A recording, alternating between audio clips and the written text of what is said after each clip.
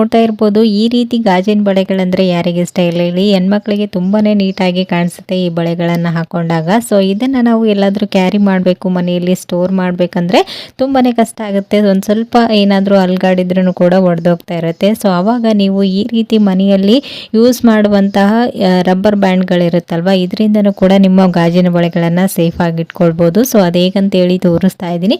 ಇಲ್ಲಿ ನೋಡ್ತಾ ಇರ್ಬೋದು ಈ ರೀತಿ ಎಳೆದ್ರೆ ಲಾಂಗ್ ಆಗುತ್ತೆ ಮತ್ತೆ ಶಾರ್ಟ್ ಕೂಡ ಆಗುವಂತ ಈ ರಬ್ಬರ್ ಬ್ಯಾಂಡ್ಗಳಲ್ಲಿ ನಾವು ಈ ಒಂದು ಬಳೆಗಳನ್ನು ನಾನು ವಿಡಿಯೋದಲ್ಲಿ ತೋರಿಸಿದಾಗೇನೆ ಸೇರಿಸ್ಕೊಂಡು ಇಟ್ಕೊಳ್ಬೇಕು. ಈ ರೀತಿ ಸ್ಟೋರ್ ಮಾಡೋದ್ರಿಂದ ನೀವು ಕ್ಯಾರಿ ಮಾಡುವಾಗ ಏನಾದರೂ ಒಂದು ಸ್ವಲ್ಪ ವಸ್ತುಗಳು ತಗಲಿದ್ರೂ ಕೂಡ ಈ ಒಂದು ಗಾಜಿನ ಬಳೆಗಳು ಒಡೆಯೋದಿಲ್ಲ. ನೀವು ಆಲ್ರೆಡಿ ರಬ್ಬರ್ ಬ್ಯಾಂಡ್ಗಳನ್ನು ಕ್ಯಾರಿ ಮಾಡ್ತಿರ್ತೀರಾ. ಸೊ ಅದರಲ್ಲಿ ನೀವು ಈ ರೀತಿ ಗಾಜಿನ ಬಳೆಗಳನ್ನು ಇಟ್ಕೊಂಡು ಕ್ಯಾರಿ ಮಾಡೋದ್ರಿಂದ ಗಾಜಿನ ಬಳೆಗಳು ಒಡೆಯೋದಿಲ್ಲ. ಸೊ ನಂತರ ನೀವು ಆರಾಮಾಗಿ ಇದನ್ನ ವೇರ್ ಕೂಡ ಮಾಡ್ಬೋದು. ಮನೆಯಲ್ಲಿ ಸ್ಟೋರ್ ಮಾಡ್ತೀರಂದ್ರೂ ಕೂಡ ಈ ರೀತಿ ನೀವು ರಬ್ಬರ್ ಬ್ಯಾಂಡ್ ನಿಂದ ಗಾಜಿನ ಬಳೆಗಳನ್ನ